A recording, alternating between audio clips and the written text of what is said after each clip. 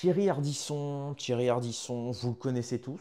Je pense qu'on connaît tous ce type-là, qui est une légende de la télé, de l'audiovisuel, télévisuel, je dirais même. Bon, qui a, fut un temps, était quand même assez courageux parce qu'il invitait des gens que personne n'invitait. Je pense que vous les connaissez tous. On va pas les nommer, mais vous les connaissez tous. Et, euh, et donc, évidemment, à un moment, il a fait un petit peu, il a rétro-pédalé, si je puis dire. Il est revenu un peu en arrière. D'une certaine manière, on peut dire qu'il a fait ce qu'on appelle teshuva, hein. Il a dit clairement qu'à partir d'un moment, il ne recevrait plus ces mêmes personnes qu'il a reçues sur sa chaîne, enfin sur son émission à l'époque, euh, parce qu'effectivement, certains ont tenu des propos qui, pour lui, sont inacceptables à la télé. Bon, dans le pays justement où on vous dit que vous avez le droit de tout dire, que c'est la liberté d'expression totale, que vous êtes le français est libre, ben finalement, si vous ne pensez pas comme le présentateur de l'émission qui vous invite, eh bien on vous ferme les portes de la télé et du showbiz. Voilà, c'est ce qui est arrivé à énormément de personnes. Plus récemment, Blanche Gardin.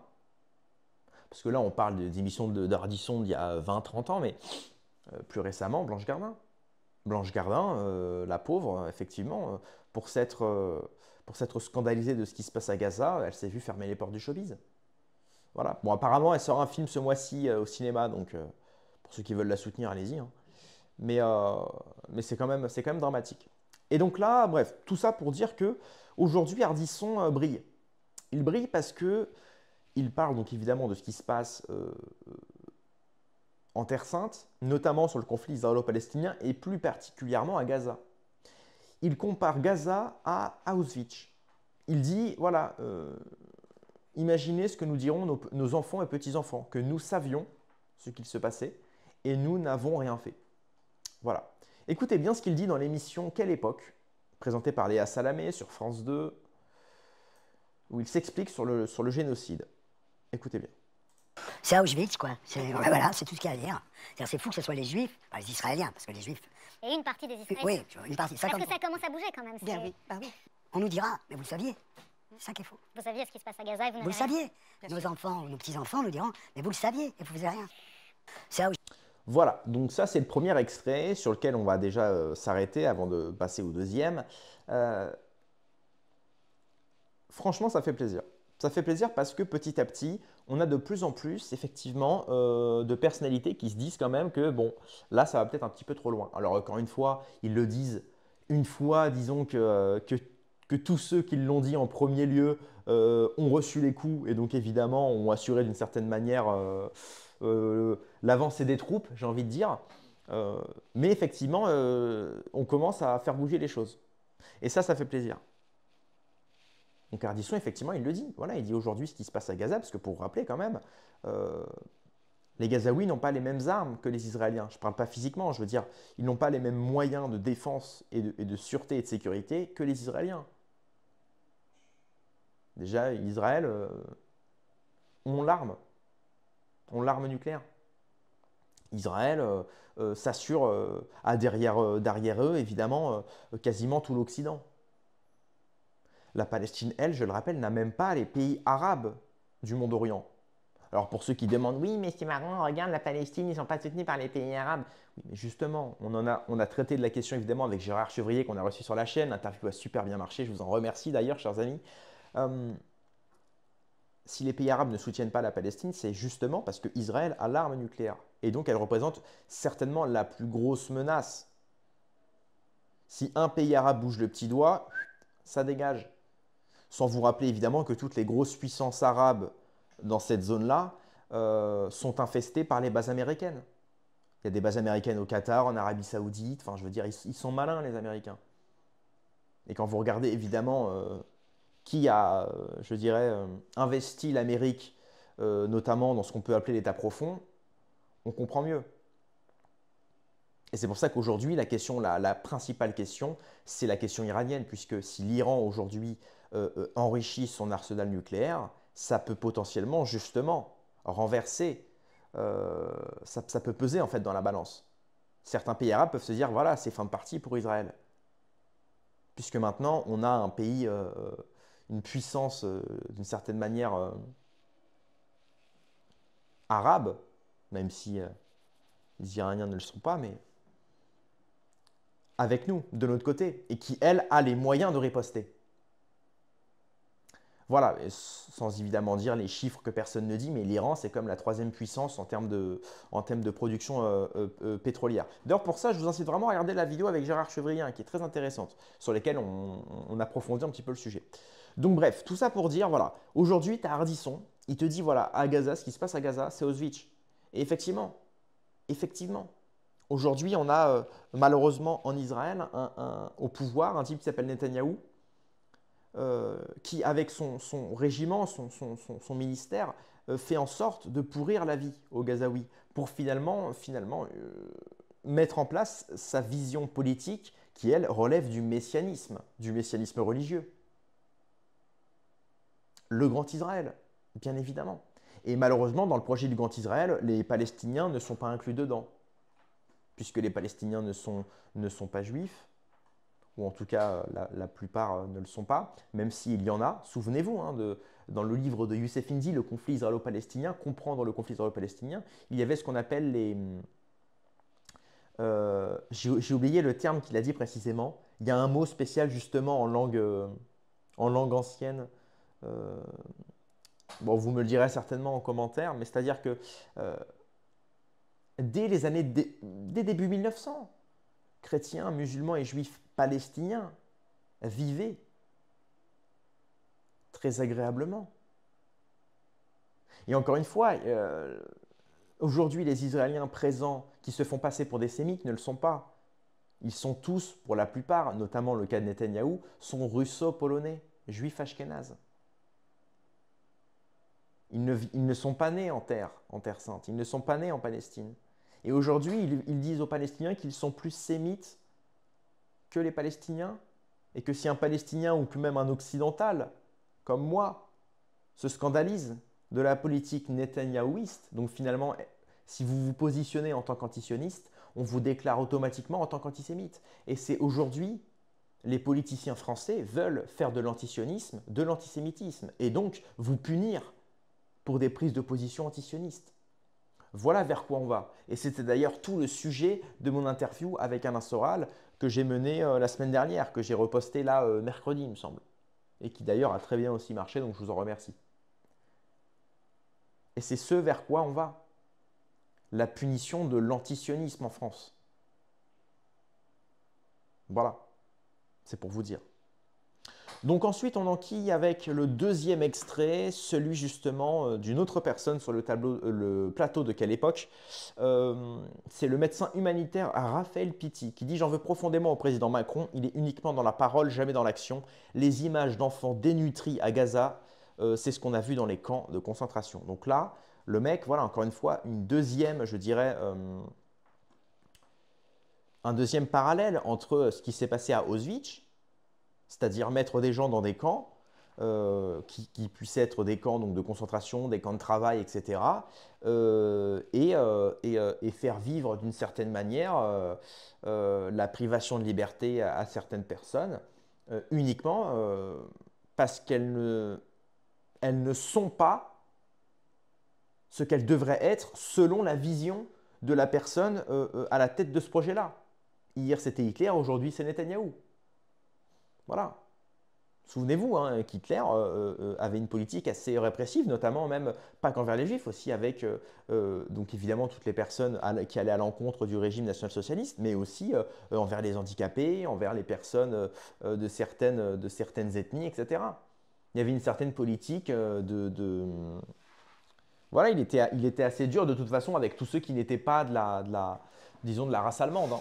Enfin bref, c'est un sujet auquel on ne peut pas trop s'aventurer non plus, puis c'est pas le sujet de la vidéo.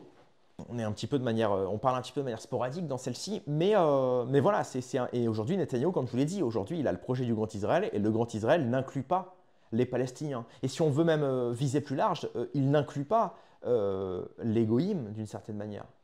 Et c'est pour ça que c'est dangereux et que des Israéliens, aujourd'hui, en Israël, se révoltent et font des manifestations anti-Netanyahou. Et pourtant, ces gens-là, certes, il y a aussi des Juifs dans ces manifestations-là.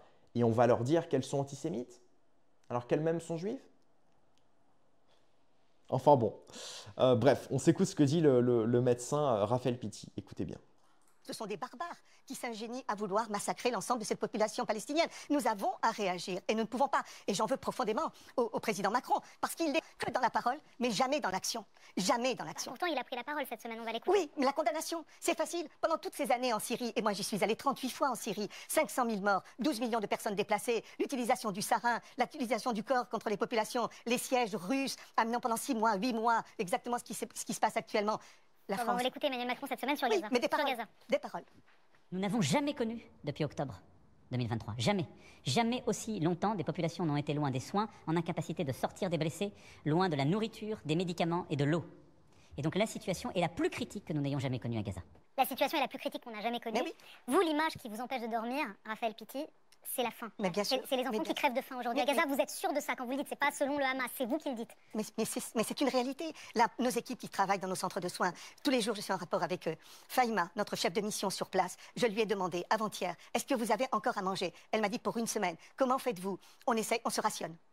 Voilà. Ils en ont, eux, pour elle en particulier, elle en a encore pour une semaine. Qu'est-ce qui va se passer dans une semaine? Déjà, les enfants, les images que nous avons, etc., de ces enfants totalement dénutris, etc., ce sont des images inacceptables. C'est ce qu'on a vu pendant la dernière guerre, c'est ce qu'on a vu dans les camps de concentration. C'est pas acceptable. Ça n'est pas acceptable. Je ne comprends pas comment nous ne sommes pas tous dans la rue pour dire nous n'acceptons pas. Et notre pays, qui veut être porteur des valeurs des droits de l'homme, etc., devrait réagir d'une autre façon que simplement en condamnant. Thierry. Voilà, et donc après, il y a ce que dit Thierry Ardisson. Donc là, c'est vrai que c'est, j'ai envie de dire, c'est limite la fin d'un tabou. Ça y est. En fait, depuis le 7 octobre, parce que le conflit, évidemment, dure depuis plus de 75 ans, ça fait 75 ans que les Palestiniens se font martyriser, humilier, vilipender. Ça fait 75 ans qu'à peu près toutes les grandes personnes qui, elles, ont de l'influence et les moyens de pouvoir parler à grande échelle n'ont rien dit, n'ont rien fait. Et aujourd'hui, en France, ce qui est le plus agaçant, c'est que les gens réagissent non pas avec le cerveau, mais avec l'émotion. Et c'est le cas, par exemple, d'énormément de gens de droite qui, malheureusement, en France, vous savez, on fait passer l'immigré sans papier, parasitaire, qui fout le bordel en France. On le compare et on l'amalgame avec l'honnête français étranger assimilé. On dit ce sont les mêmes. Et aujourd'hui, c'est pour ça que la plupart des gens de droite, pour la plupart, sont sionistes, parce qu'ils pensent que Israël, qui se défend face aux Palestiniens, c'est la même chose qu'ici en France, avec, vous savez, les Français qui se font humilier, agresser par justement ce qu'on appelle les racailles parasitaires, les racailles du bas finalement. Mais ce n'est pas la même chose. Si aujourd'hui le peuple français doit se sentir proche d'un peuple, c'est du peuple palestinien. Qu'est-ce qu'ils vivent les Palestiniens? Ils ne vivent pas un grand remplacement, eux. Regardez la terre palestinienne, comment elle a rétréci depuis ces années. Regardez leur population, comment elle se fait finalement martyriser. On ne vit pas la même chose en France? Alors pas à la même échelle, évidemment, je ne suis pas d'une malhonnêteté comme ça, mais aujourd'hui en France, on vit quasiment la même chose, avec certaines personnes qui aujourd'hui financent à hauteur de plusieurs millions des associations qui viennent en aide justement aux gens du tiers-monde pour les faire venir en Europe, pour les faire vivre sur le dos des travailleurs français. Aujourd'hui, il n'y a jamais eu autant d'insécurité en France qu'aujourd'hui. Et évidemment, on te fait croire que cette immigration-là complètement incontrôlée, parasitaire, qui n'a rien à voir avec l'honnête français étranger qui, lui, travaille, paye des impôts, a un projet de vie, de famille, etc. Donc forcément, ça crée un amalgame. Alors qu'en réalité, je vous le dis, je vous le dis, on vit la même chose. Simplement, pas de la même intensité et pas de la même... physiquement, pas de la même manière, mais voilà, aujourd'hui, on est quasiment dans la même situation. On est quasiment dans la même situation. Et c'est pour ça que je ne comprends pas pourquoi les gens de droite, d'ailleurs, sont pour la plupart sionistes, parce qu'on le voit d'ailleurs aujourd'hui avec Netanyahou qui a dit, souvenez-vous, il y a 3 semaines, qui a dit qu'il voulait donner de l'argent aux Palestiniens pour dégager de Palestine, en échange justement de refuser leur identité palestinienne et leur carte d'identité palestinienne. Donc finalement, les Palestiniens vont devenir des apatrides. Et il leur a dit, voilà, on va vous donner du fric et la France et la Grèce vous accueilleront. Faudrait peut-être tout demander, nous, Français, je veux dire, non? Ah non, on dit rien, ah, ok. De toute façon, le président de la France, c'est Netanyahou, j'ai l'impression, là. Non, mais bon, on fait un petit peu d'humour, bien évidemment, mais le gars dit ça comme ça. Voilà, il dit à un peuple, oui, ben, on vous file du fric et puis vous allez en France. Ouais. Mais t'as demandé à l'avis aux Français avant, peut-être? C'est pas parce que t'as demandé l'avis à Meir Habib et que Meir Habib t'a dit oui que nous, on va accepter. Et donc là, pareil, les mecs de droite qui se plaignent toute la journée de l'immigration, bah ouais, mais en étant sioniste, là, vous êtes sur le point justement de créer une nouvelle diaspora sémite, arabe, qui plus est celle des Palestiniens en Europe. Donc finalement, en fait... Donc bon. Pour finir cette vidéo, je voulais qu'on passe qu'on lise quelques petites déclarations, notamment celle du Premier ministre israélien de 86 à 92 qui disait, je vous le mets juste ici... Hop, les Palestiniens seront écrasés comme des sauterelles, leurs têtes éclatées contre les rochers et les murs. On s'ensuit de Moshe Ya'alon, actuel ministre de la Défense d'Israël. Alors, je ne sais pas si ça l'est toujours actuellement. Les Palestiniens sont une sorte de cancer. Il y a plusieurs manières de traiter le cancer. Certains pensent qu'il faut amputer des membres, mais moi, pour le moment, je me contente de leur faire une chimiothérapie. Et on finit évidemment avec Ayelet Shaked, actuel ministre de la Justice d'Israël, citant complaisant Duri Elitzur, journaliste d'extrême droite. Elle dit « Les Palestiniens sont tous des combattants ennemis et leur sang devrait leur retomber sur la tête. Cela inclut également les mères des martyrs qui les envoient en enfer avec des fleurs et des baisers. Elles devraient suivre leurs fils. Rien ne serait plus juste. » Voilà. Donc c'est vrai que quand on fait face à des gens comme ça, on a quand même du mal à se dire que ces gens-là veulent le bien. Voilà. Enfin, je veux dire, là, ça relève de la monstruosité. Bien évidemment. Donc, voilà, je pense que pour finir cette vidéo-là, c'est... Il n'y a rien à dire de plus. Il n'y a rien à dire de plus. Aujourd'hui, comme je vous l'ai dit, il y a un projet qui s'appelle le projet du Grand Israël, qui est un projet messianique, auquel d'ailleurs Trump est en train de se mettre, il est en train de mettre au pas. Aujourd'hui, j'ai vu un tweet de Youssef Indy hier. Alors on va suivre, évidemment, c'est pour ça que je vous invite à vous abonner, parce qu'on va suivre tout ça, mais aujourd'hui, Trump est en train de se mettre du côté des juifs libéraux sionistes, face justement aux juifs sionistes messianiques, qui ne sont pas les mêmes en réalité. Qui ne sont pas les mêmes.